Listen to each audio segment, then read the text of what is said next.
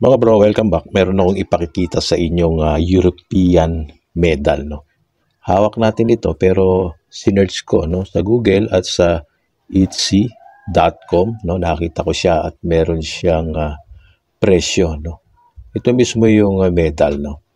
Ayan, mamaya ipakikita ko yung hawak natin, no. Ang presyo nito sa etsy.com ay ayan, no. Philippine peso 10,000 pesos, no. Ayan siya. At meron siyang description, French Art of View, no, medallion ito. Ayan, Marian Rooster, Helmet French Medal, 1900 pendant. Ayan, vintage from the 1920s. Ang sabi, at merong review. Titingnan natin kung merong bumili sa store na ito online. No? Ayan, mataas yung rating, 5 stars eh.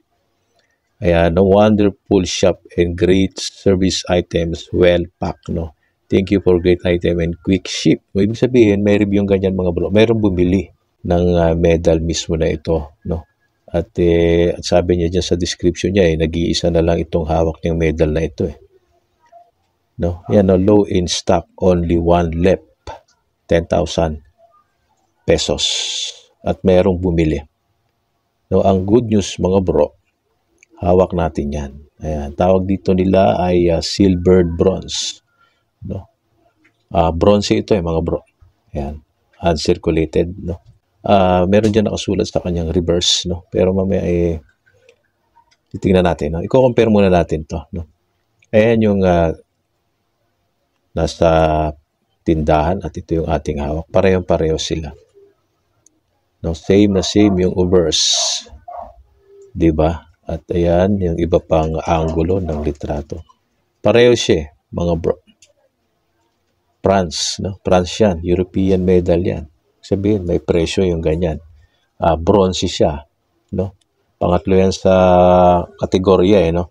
Gold, silver, and bronze. Sa may matataas or may mga balyong metal, no?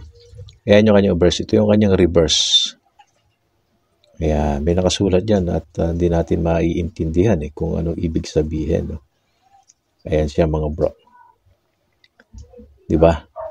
So, ang ganda ng bentahan ng ganitong klaseng medal kasi European nga siya. France medal siya. Diba? So, para sa kanila, makasaysayan ito. Kaya siguro doon sa store na yan, binili, no? 10,000 pesos. Diba? Titimbangin natin kung ilan ang kanyang timbang. May kalakihan at siyempre mabigat yan. Yan yung kanyang actual timbang, 28.5 grams. Yan, 28.5 grams. Mabigat kasi meron siyang kalakihan. So magandang i-collect ito yung mga mahilig sa medal dyan. Mga hunters, ang ganda ng condition itong ating hawak. No? So mag-comment kayo mga bro. No? Iwan kayo ng opinion about dito sa ating hawak na European France medallion. Ang ganda. Collectibles. Pang display. No? Magandang alagaan. Ayan, pakishare ng ating video mga hunters. God bless po.